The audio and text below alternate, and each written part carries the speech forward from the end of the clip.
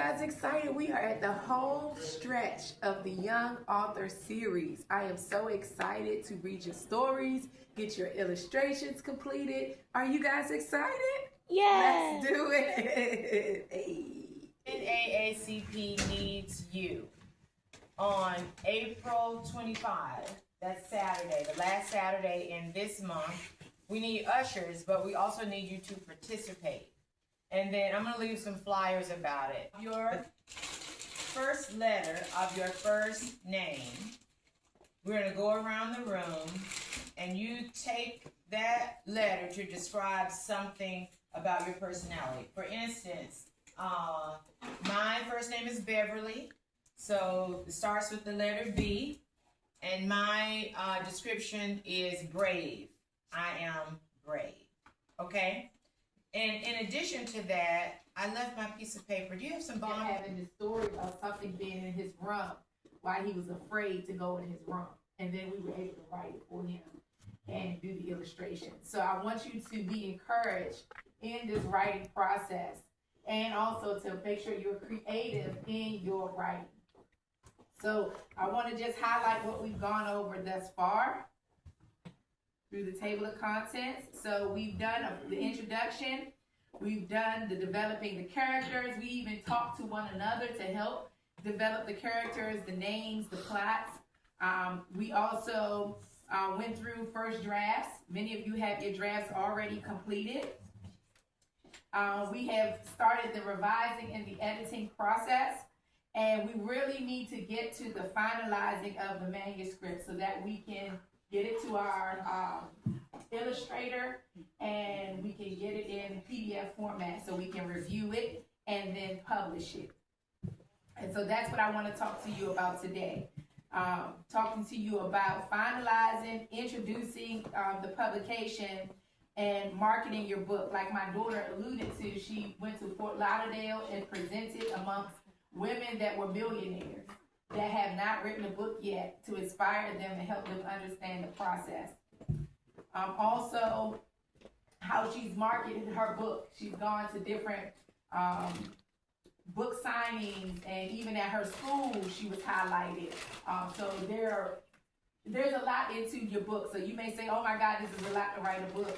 But that's just the beginning of the journey of being an author. And I was explaining to her in the car that when I pass away and gone, and her kids are here, and or her grandkids or her great-grands, they'll still have royalties to that book. It will be here forever. So I don't know if you have ever thought about the time capsule. You've had a teacher maybe say, hey, let's make a time capsule, where you put items inside of a container and then you bury it in the ground, and then years from now, people will see it. Well, you don't have to do that being an author. It lives on forever. Like you see all the books in the room. Many of these people probably do not live anymore. They passed on, but the books live on. And so we want your stories to live on. And she talked about her speaking engagements. And you guys, she's 11.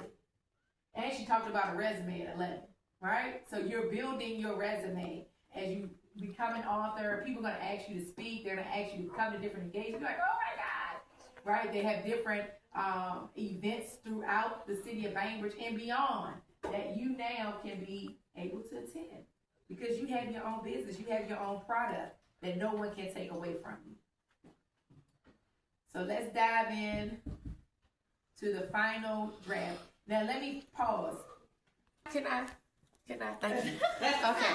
Because Chastity sits in the room like, So Chastity already has most of her story done, and it's called The Abandoned House. The Abandoned House. Can I read just a couple lines? Sure.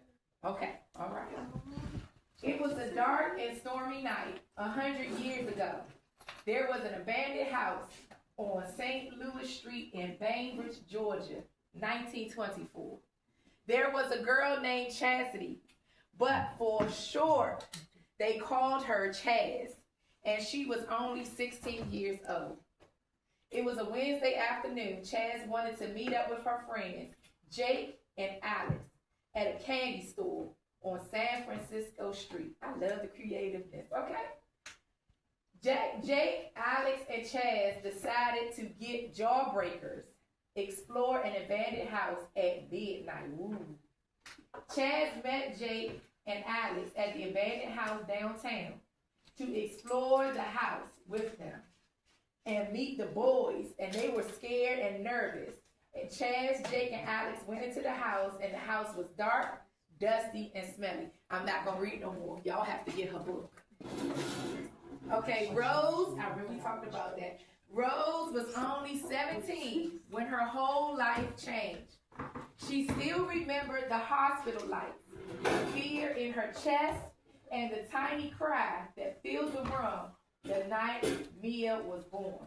Rose had always been strong and independent, but becoming a mother so young forced her to grow up overnight. That's real. People whispered about her at school. Some looked at her with pity. Others judged her, but none of that mattered when she held Mia in her arms. Mia was her whole world. Rose promised herself one thing: no matter what, she would raise her daughter with love. What do you all think? Yay! I like that. And I can help you upload your book, but you have to have this account set up. So if you don't already have an Amazon account, you have to get an Amazon account.